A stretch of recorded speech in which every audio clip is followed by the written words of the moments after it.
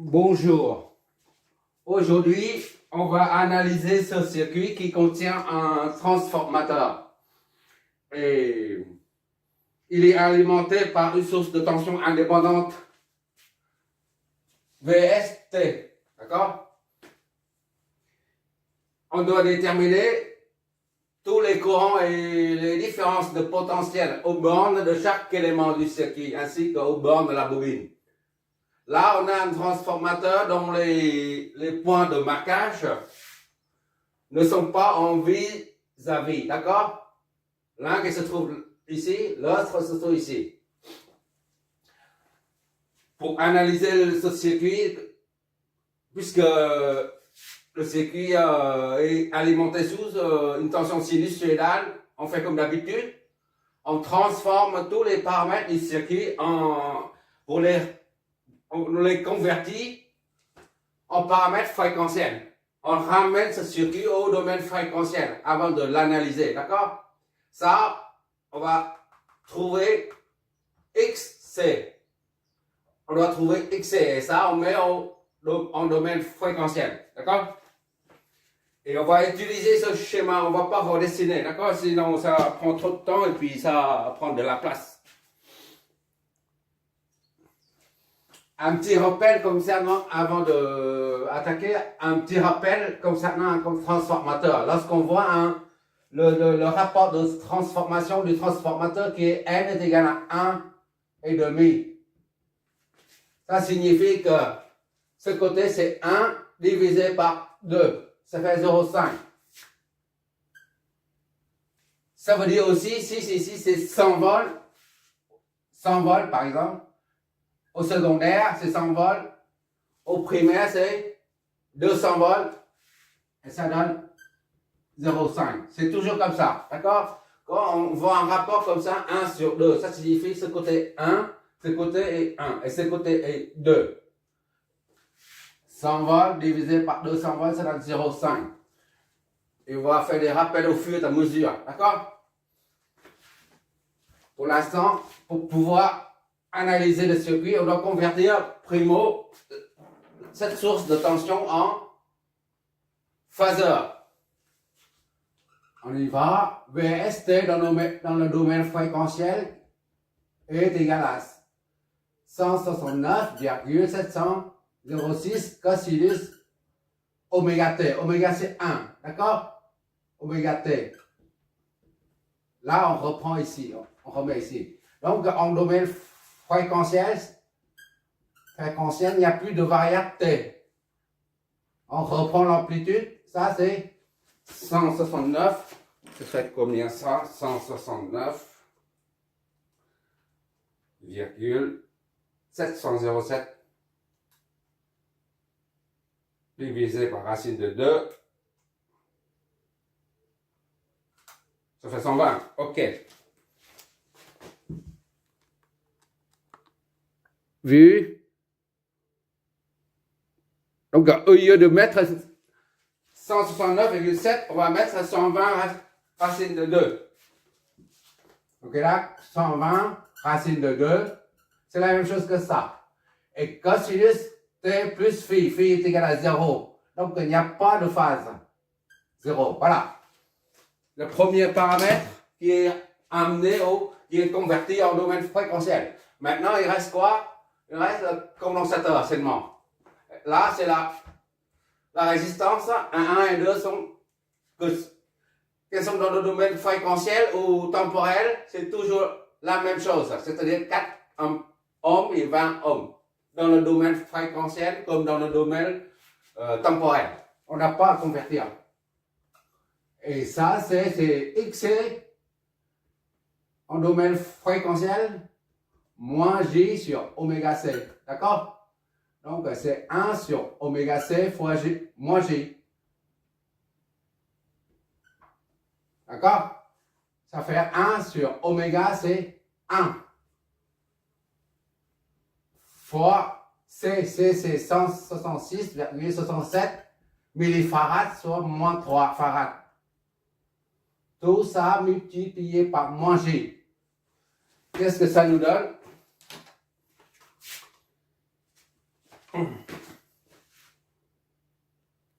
Voilà, on voit. Qu'est-ce que ça nous donne? Ça fait 6. D'accord? 6 et moins J. 6 moins J. Ce qui fait XC et l'autre est égal à 6 moins 90. Voilà. On peut très bien mettre moins 6J. D'accord? C'est la même chose, moins 6J. Mais pour un module, le module n'a pas de... un module est toujours positif. C'est la raison pour laquelle on préfère un nombre positif ici. On fait entrer le signe moins à l'intérieur de la phase. Oui, du symbole, là, ici, là, la case. G, c'est 90 degrés. Moins G, c'est moins 90. D'accord? Bon, maintenant, on va mettre ça et ça là-dedans. On remplace ça et ça par ce qu'on vient de trouver. On ne va pas redessiner le schéma parce que ça prend trop de temps. D'accord?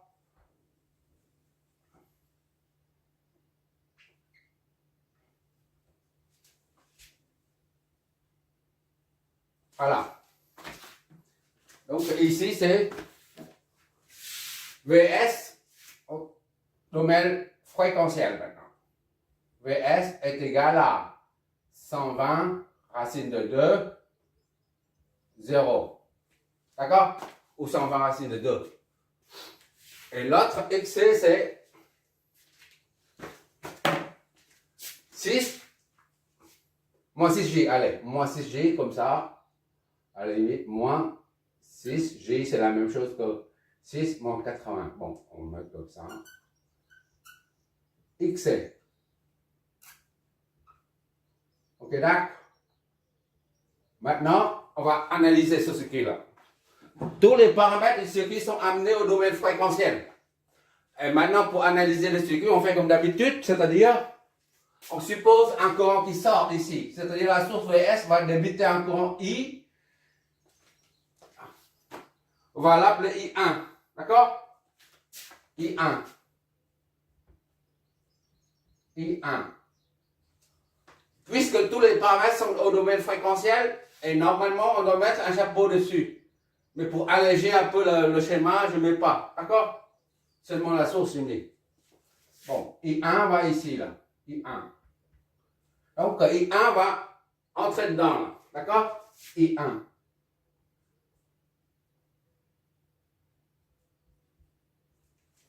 D'accord? Et comme on a dit, pendant les 2 premiers exercices, on a dit, pour une bobine,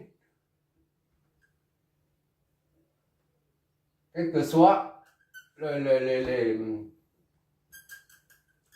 point de marquage, c'est juste un rappel. Je fais des rappels au fur et à mesure, d'accord?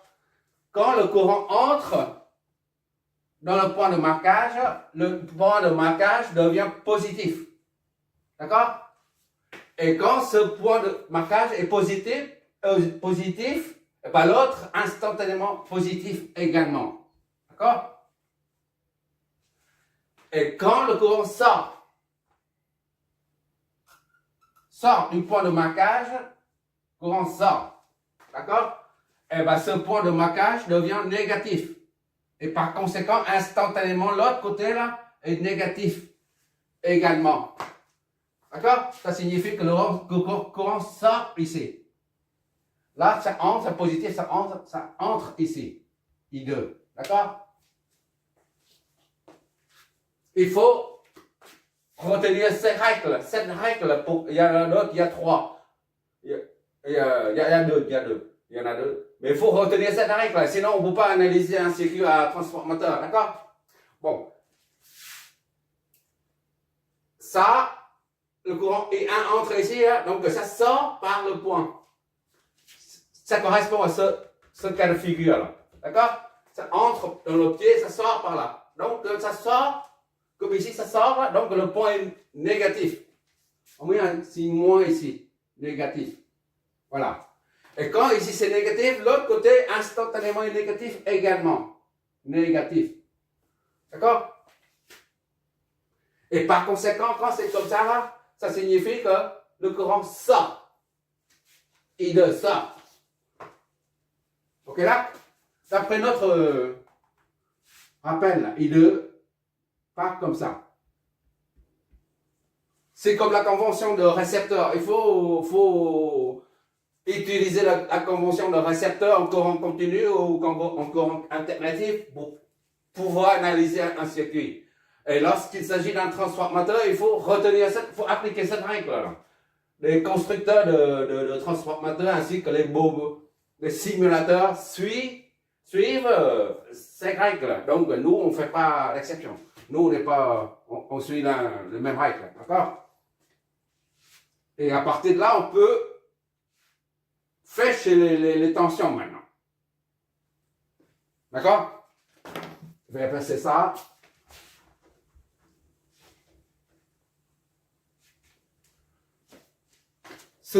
Ces deux points de marquage sont frappés sur le transformateur.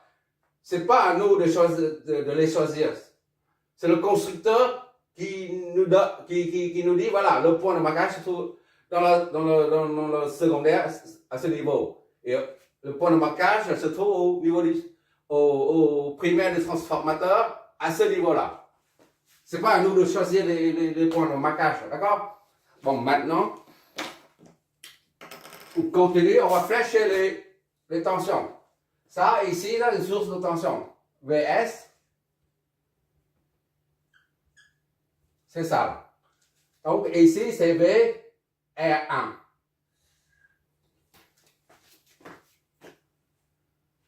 VC, ici. VR1. Je ne mets pas de chapeau, hein, d'accord? Sinon, ça devient lourd maintenant. C. Seulement dans les équations qu'on va mettre les chapeaux, d'accord? Et là, c'est VR2.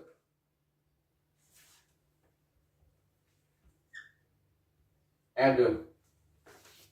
Qu'est-ce qu'il nous reste? N, c'est 0,5, d'accord? On va vérifier ça. Après, une fois on aura trouvé la tension aux bornes de cette bobine, de cet enroulement et celle de ce côté, on va vérifier si 1 sur 2 est égal à 0,2. D'accord? Donc, ici, c'est la première bobine, le primaire du transformateur. Donc, on l'appelle V1. Moins, donc c'est plus ici. V1. D'accord? V primaire. Et ça, c'est V secondaire. Moins ici, donc c'est plus ici. V2. D'accord? Qu'est-ce qu'il y a encore à faire? Donc maintenant tout est terminé, on peut analyser la phase de préparation du circuit à l'analyse est terminée. Maintenant il faut attaquer, il faut l'analyser.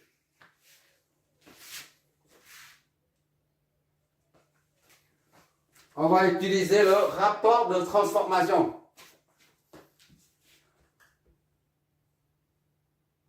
N est V2 sur V1 secondaire sur primaire est égal à plus N quand les deux tensions, là, deux flèches de tension s'orientent vers le pôle positif. D'accord? Ici c'est vers positif, là. Ici c'est négatif. Là, ça pointe vers positif. Ou alors quand les deux tensions V1 et V2 pointent vers négatif. Tous deux. Dans ce cas-là, on a plus N. D'accord? Si un qui pointe vers le positif et l'autre pointe vers V2, le vecteur V2 là, se retourne pour pointer vers le négatif, dans ce cas, on aura moins N. D'accord? Je reprends. Si les deux tensions, les deux flèches de tension se dirigent, pointent vers le pôle positif de la bobine, on aura V2 sur V1 est égal à plus N. D'accord? Si l'un qui pointe vers le pôle négatif et l'autre vers le pôle positif, dans ce cas-là, on aura moins. D'accord?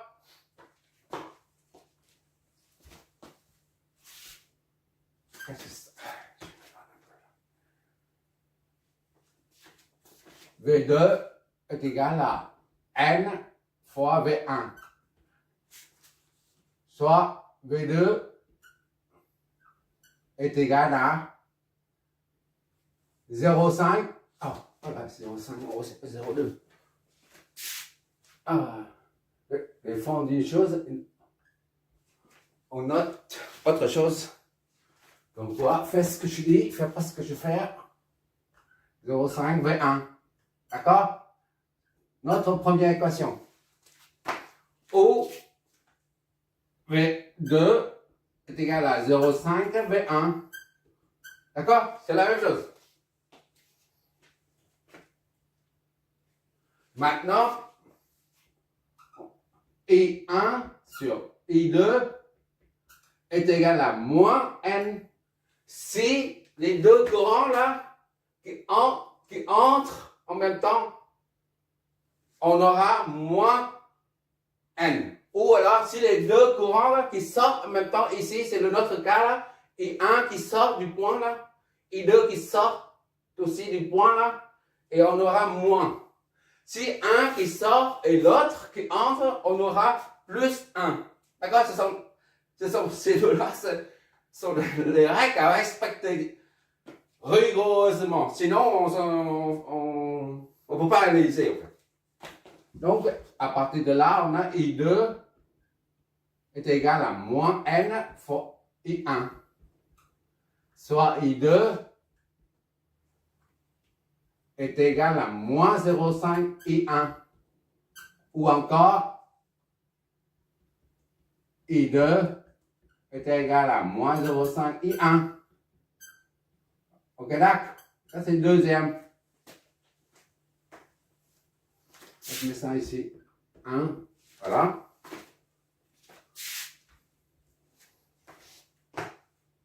Ça, c'est 2. Deuxième équation.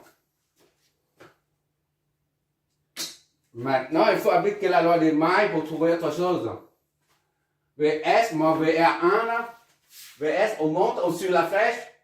On va dans le sens opposé de la flèche, c'est moins. Et on va dans le sens opposé de VC, là. Moins VC et moins V1. Tout ça devient nul. Ça donne une résultante vectorielle nulle. D'accord? On va faire ça. Bon, on applique la loi des mailles ici, là. A des mailles. Ok, d'accord? Ça nous donne, on part de ici, là, de la masse vers le haut, on suit la flèche, c'est donc VS, d'accord? Moins VR1, puisqu'on va dans le sens opposé de la flèche, moins VR1, d'accord? Moins VC. Et on descend pour revenir au point de départ, moins V1. Tout ça génère une résultante vectorielle nulle. D'accord? Donc ça nous donne VR1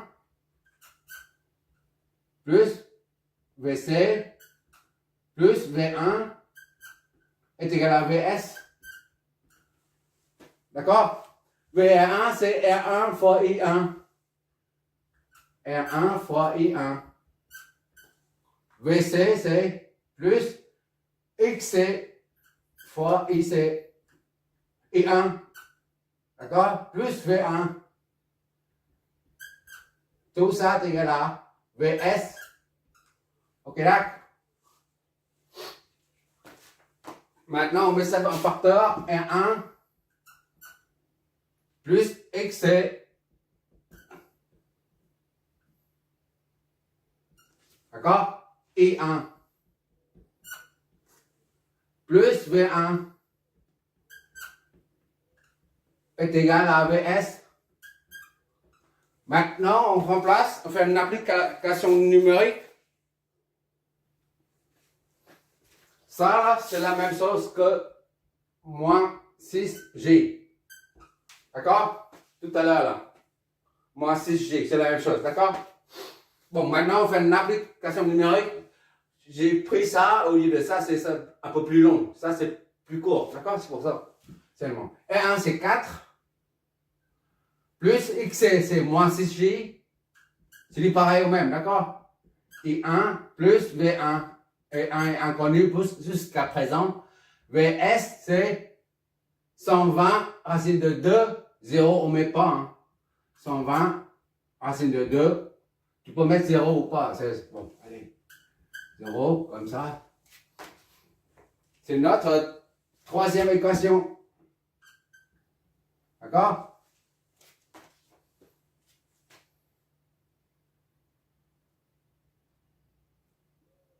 Une autre main. On prend cette main-là.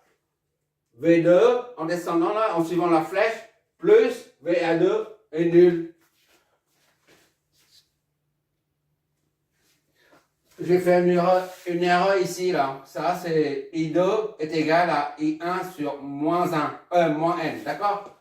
C'est pas ça. I1 sur moins N. D'accord? Quand c'est trop proche du tableau, je ne vois pas. I2 est égal à I1 sur moins 1. Donc, I2 est égal à 2 fois 1 sur 0,5. D'accord? 1 sur 0,5, ça fait 2. C'est moins 2 ici. Moins 2. Voilà. C'est moins 2. D'accord? Quand je m'éloigne, je vois mieux. Bon, maintenant, on applique les mailles pour ce côté-là secondaire. En descendant, V2, en suivant la flèche, là, V2, et on remonte en suivant la flèche aussi, donc c'est plus également, VR2 est égal à 0, d'accord? Or, VR2, on remplace là-dedans VR2 et il suffit de remplacer là-dedans V2, on réécrit déjà, plus R2 fois VR2, c'est R2 fois I2. D'accord? Tout ça, c'est nul. V2 est égal à, on prend ça déjà, V2, ici là, on dit 1 A. 1 et 2 nous donnent, entraînent V2, ici là, 0,5 V1. V1, d'accord? V2, on remplace par 0,5 V1. Et R2 plus R2 fois I2. I2, c'est moins 2 I1. 2 I1. Tout ça, ça annule. D'accord? Donc, qu'est-ce que ça nous donne? Je m'éloigne un peu, sinon. Ça fait 0,5 V1 moins 2 R2 I1. Ça annule. D'accord? On va mettre I1 devant. D'accord? Ça fait 2 fois 20 et R2 c'est 20. D'accord? I1 plus 0,5 V1 est égal à 0. Ça donne moins 40 I1. I1 plus 0,5 V1 est égal à 0. D'accord? 1, 2, 3. Donc ça c'est 4. Notre quatrième.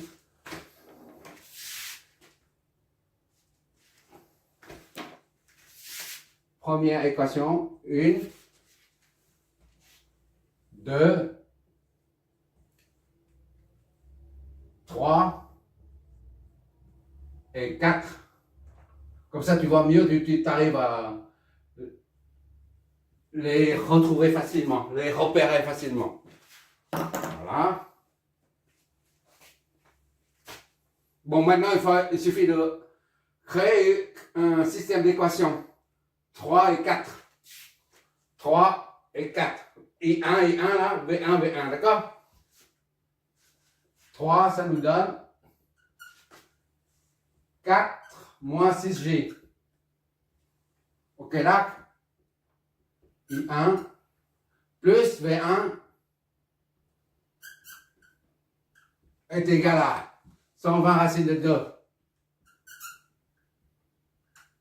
D'accord?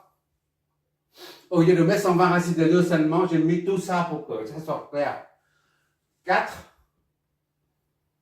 nous donne moins 40 et 1 plus 0,5. V1 est égal à 0. Ok. Qu'est-ce que ça fait? Ça donne la matrice comme ça. On va saisir ça. Et 1 moins 40 et 0,5. On va saisir cette matrice-là. Ça fois I1, V1. Le taux est égal à 120 racine de 2, 0 et 0. Et ça nous donne I1 et V1. D'accord? I1 et V1. Et donc est égal à calculatrice. Chaque fois que je m'éloigne, je vois des trucs. Voilà. Ok. Ça, c'est 120. Ok. Bon, la matrice, tu regardes toi-même. Voilà, j'ai saisi la matrice.